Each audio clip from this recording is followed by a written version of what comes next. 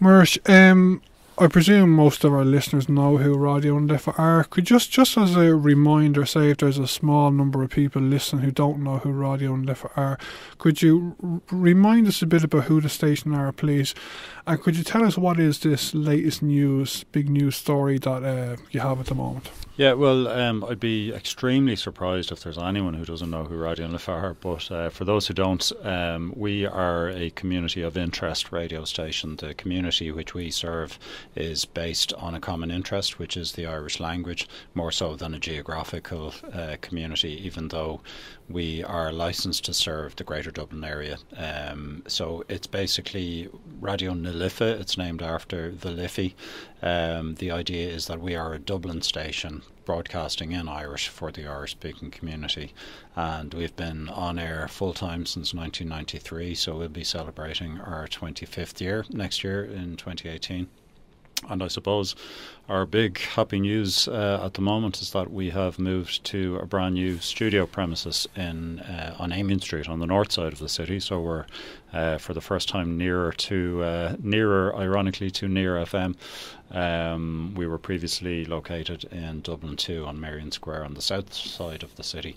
So it's the first time that Raidió and Lifa has actually been located on the north side, and we've got just some of the most, I think, advanced studio facilities of certainly any community radio station in the country here at Amiens Street. So we're looking forward to a great new chapter in the station's story, scale and slashing. And was Raidió and Lifa always situated up until recently on Merrion Square?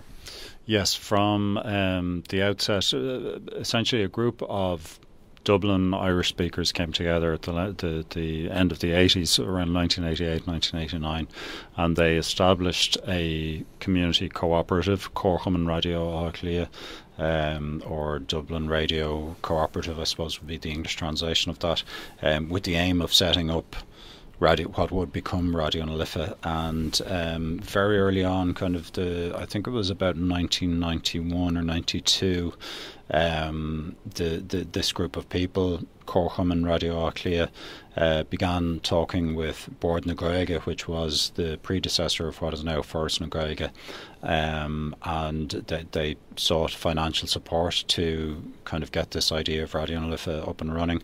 And what actually happened after that was that Board na Gaeilge provided office and studio space within their own actual building to Raidió na Lifa to set up there, and we've been there since, or we had been there since until just last month.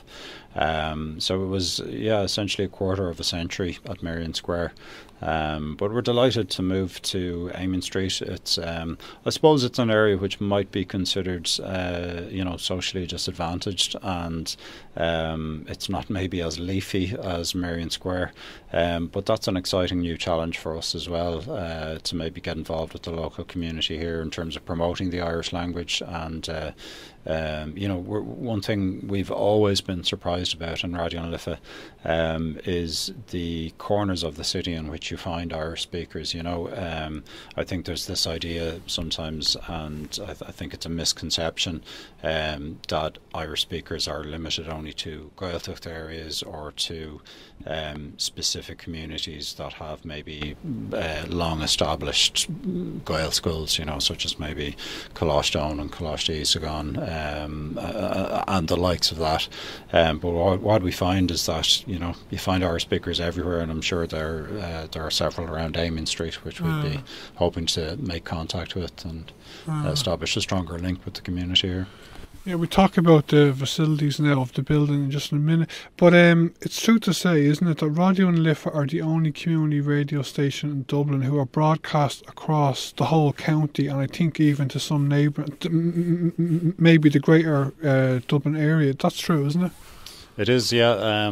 Obviously, as I said, we are licensed on a community of interest basis, so the idea of a strict geographical community, the likes that you would have in Near FM for the northeast Dublin area, or Dublin South FM, or Liffey Sound FM in Lucan, that kind of very strict geographical concept doesn't apply to us in the same way, and it was never the idea of the station.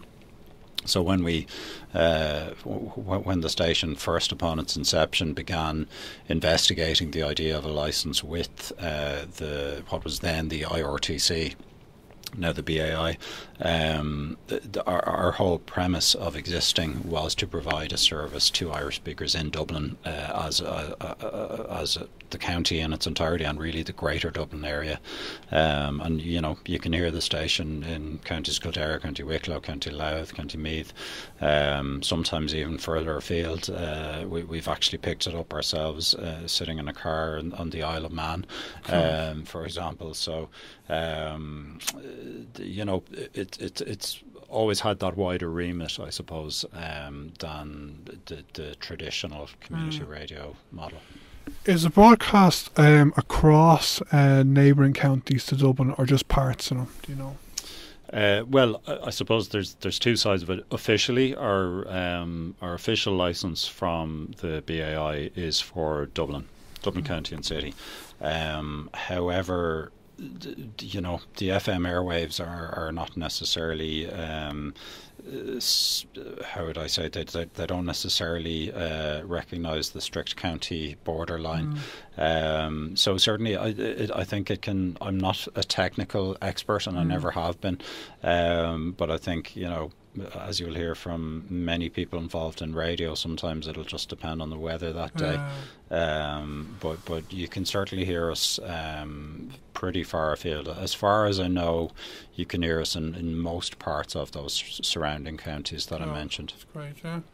And I came to the building about half an hour ago for the first time. In the building, first of all, tell us who else is in this building, because I understand it's not just Raidió and Lifa. Yeah, certainly not. We've essentially continued the same relationship as we had in number 7 Merrion Square, which is, as I mentioned previously, when the station was set up, Board na Gaeilge, as it was then, which has since become Foras na Gaeilge, which is now an all-Ireland body, as opposed to an Irish language body operating solely within the Republic, as it was in the 80s and previously. It became Foras na Gaeilge following the Good Friday Agreement, when its remit was extended to the island of Ireland as a whole.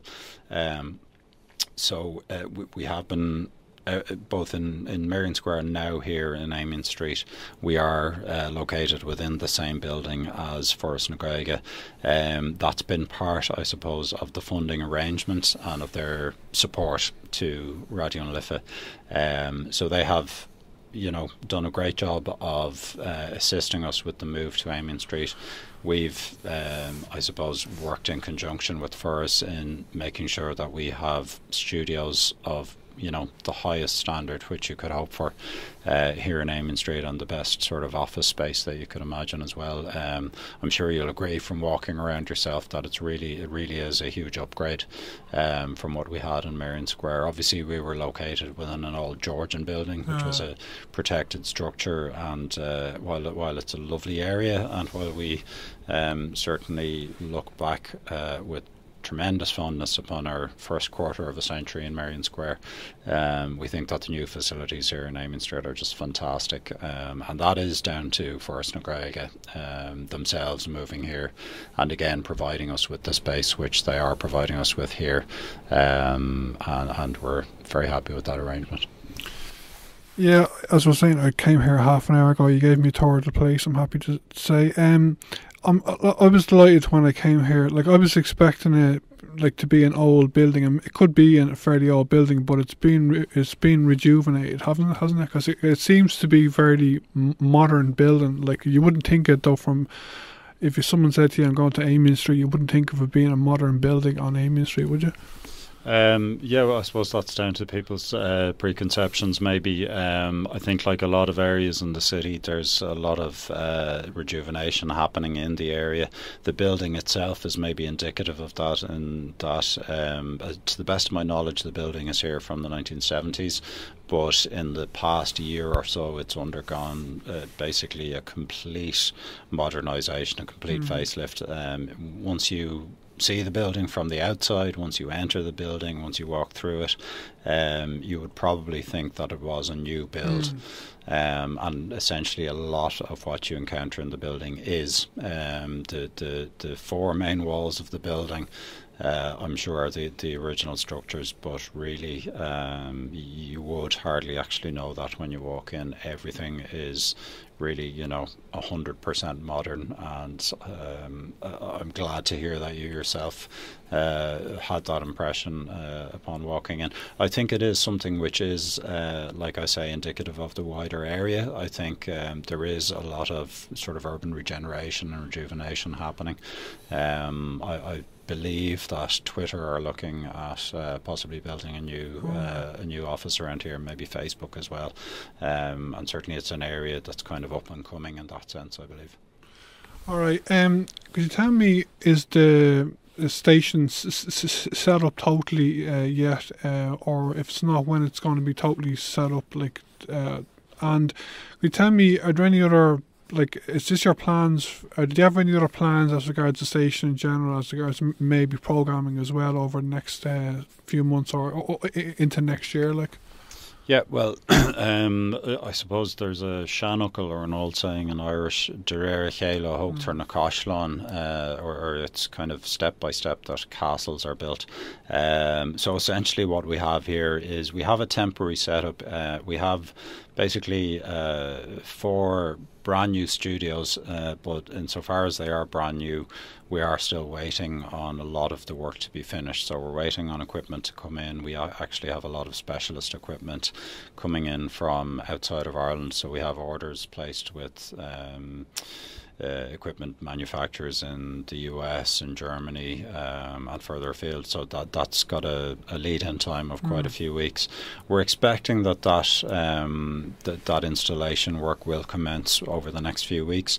But realistically, we're kind of then getting into the Christmas period. So it will probably be the end of the year or early next year, early 2018, before the studios are really fully ready to launch to the public, and we're actually looking forward to that hugely. I think, as I mentioned earlier in the interview, the station has been on air since 1993, so next year, 2018, will actually be our official 25th anniversary.